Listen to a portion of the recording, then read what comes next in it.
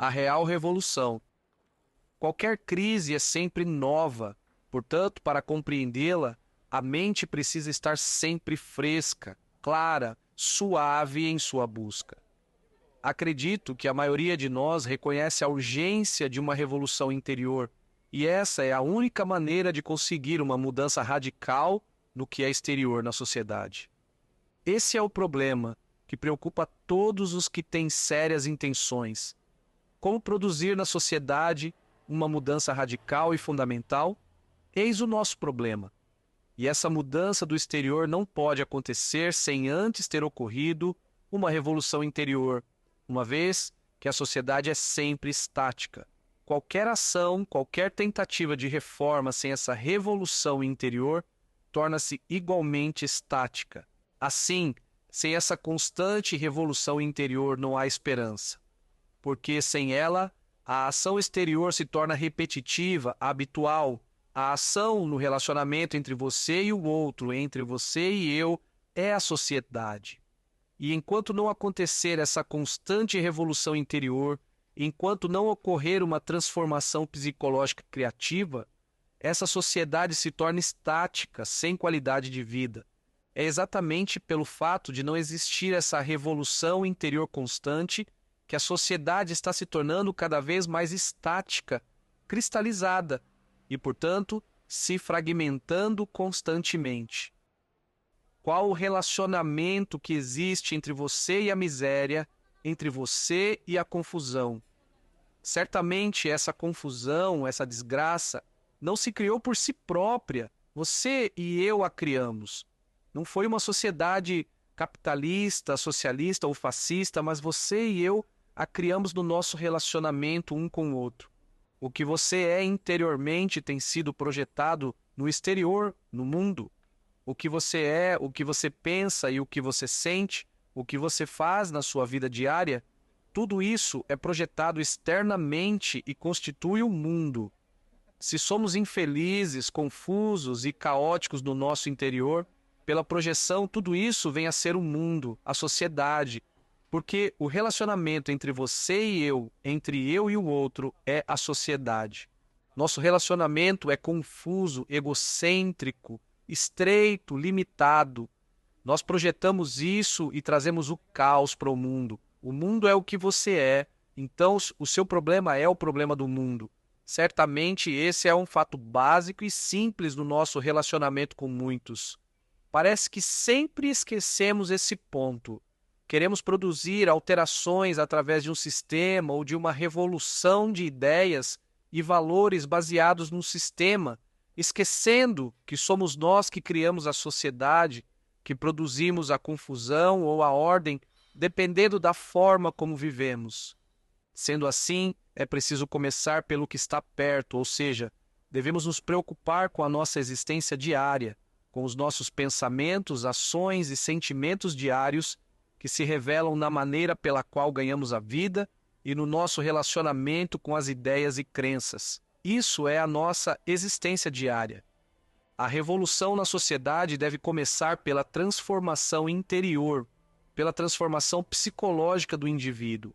Ora, se há uma revolução social, isto é, uma ação visando a estrutura exterior do homem, por mais radical que esta revolução social seja, sua verdadeira natureza é estática se não houver a revolução interior do indivíduo e sua transformação psicológica.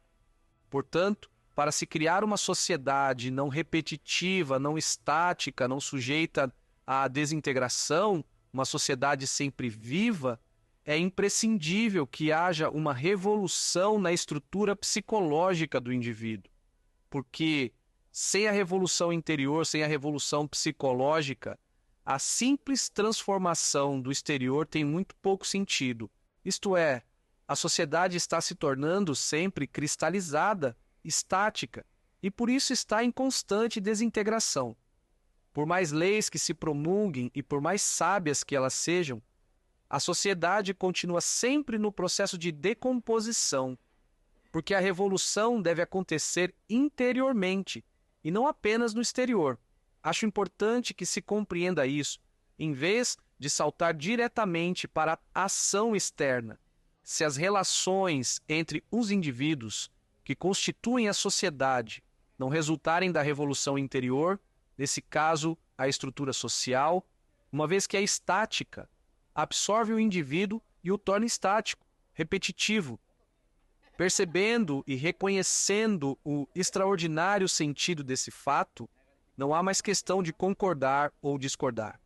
O fato é que a sociedade está sempre se cristalizando e absorvendo o indivíduo, e que a evolução constante, a revolução criadora, só pode acontecer no indivíduo e não na sociedade no exterior, porque a sociedade ele está entrando em colapso, desmoronando.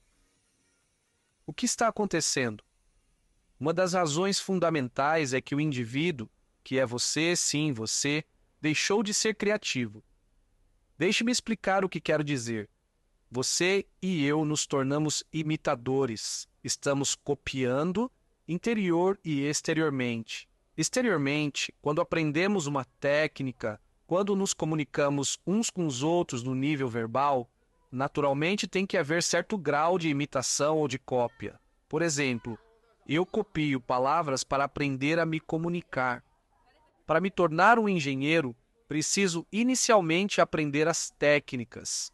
Eu preciso naturalmente usar a técnica para construir uma ponte. Deve haver certa dose de imitação e de cópia nas técnicas exteriores. Mas quando existe imitação interior, psicológica, nesse caso, certamente deixamos de ser criativos. Nossa educação, nossa estrutura social, nossa chamada vida religiosa, todas elas se baseiam na imitação. Dou um exemplo.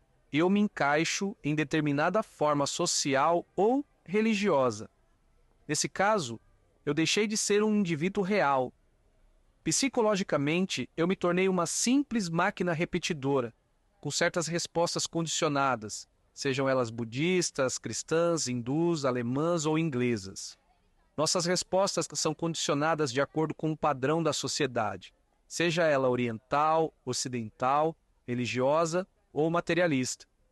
Assim, uma das causas fundamentais da desintegração da sociedade é a imitação, e um dos agentes desintegradores é o líder, cuja verdadeira essência é a imitação. Para que possamos compreender a natureza da sociedade em desintegração, não será importante indagar se eu e você, se o indivíduo, pode ser criativo? Podemos perceber que, quando existe imitação, existe desintegração. Quando existe autoridade psicológica, existe cópia. E, já que toda a nossa constituição mental e psicológica se baseia na autoridade para que possamos nos tornar criativos, é preciso que nos libertemos da autoridade psicológica. Nos momentos de maior criatividade, naqueles momentos realmente felizes, de interesse vital, não existe o senso de repetição e não sentimos que estamos copiando. Vocês nunca perceberam isso? Esses momentos são sempre novos, diferentes, criativos e felizes. E assim, vemos que uma das causas fundamentais da desintegração da sociedade é a cópia e a adoração da autoridade psicológica. Ah, ah, ah.